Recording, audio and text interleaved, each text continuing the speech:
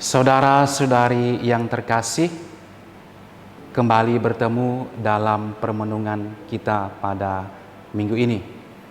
Permenungan kita pada kali ini adalah tentang 10 gadis yang bijaksana dan yang bodoh atau yang teledor. Perumpamaan ini hanya terdapat dalam Injil Matius. Dahulu perumpamaan ini menunjukkan situasi yang dihadapi oleh Yesus sendiri. Secara singkat, ada orang-orang yang mendengarkan ajaran Yesus dan mau menerimanya, dan ada pula yang menolaknya. Dan untuk zaman kita sekarang ini, perumpamaan ini menggambarkan keadaan gereja dan keadaan pribadi-pribadi anggota-anggotanya. Bagi kita, Yesus Kristus, Putra Allah, adalah mempelai yang sudah datang.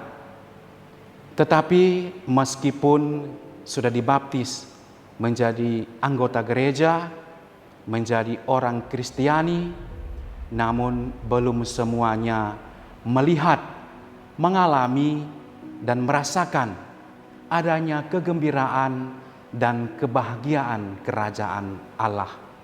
Itu bagaikan dalam pesta pernikahan.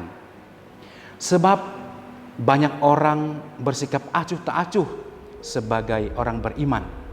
Padahal sikap kesiapsiagaan dan tekun mendengarkan serta melaksanakan sabda Allah adalah suatu syarat mutlak untuk menyambut kedatangan Kristus dalam hidup kita. Saudara-saudari, apa sebenarnya kesiapsiagaan yang harus kita miliki dan harus kita lakukan agar sungguh merasa gembira, sungguh merasa bahagia dalam kerajaan Allah atau dalam gereja sebagai persekutuan orang-orang yang mengikuti Yesus Kristus? Siap siaga tidak lain dan tidak bukan adalah berbuat baik terhadap orang lain, terhadap sesama kita. Perbuatan baik apa? Dalam Injil Matius ditegaskan dalam beberapa teks apa yang harus kita lakukan untuk berbuat baik. Antara lain menghindari perbuatan jahat, mengasihi musuh, saling mengasihi, mengampuni orang yang telah berbuat jahat kepada kita, memiliki iman yang teguh, setia kepada Yesus, dan mengasihi Allah sepenuhnya.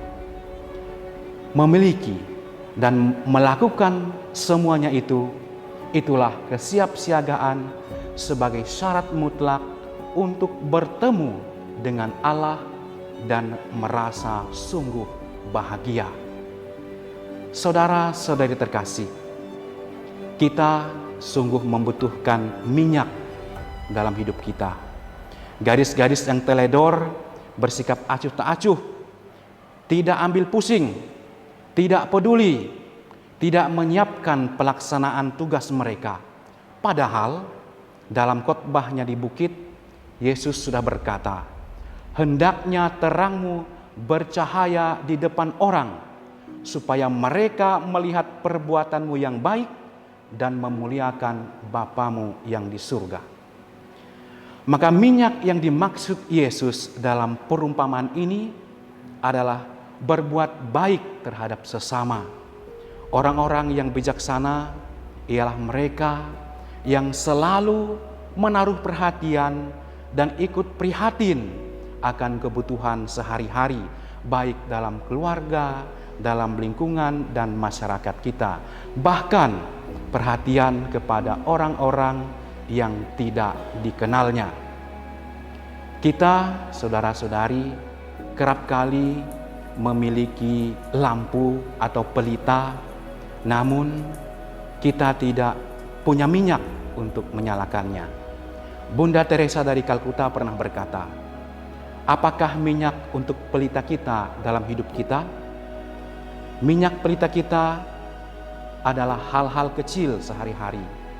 kesetiaan, tepat waktu, kata-kata yang lembut, prihatin terhadap orang lain, tahu kapan berdiam diri, tahu memilih waktu, tahu kapan harus berbicara, kapan harus bertindak. Inilah tetesan-tetesan air kasih yang mampu membuat hidup kita bersinar terang sebagai orang beriman. Itulah yang dilakukan oleh Santa Teresa dari Kalkuta.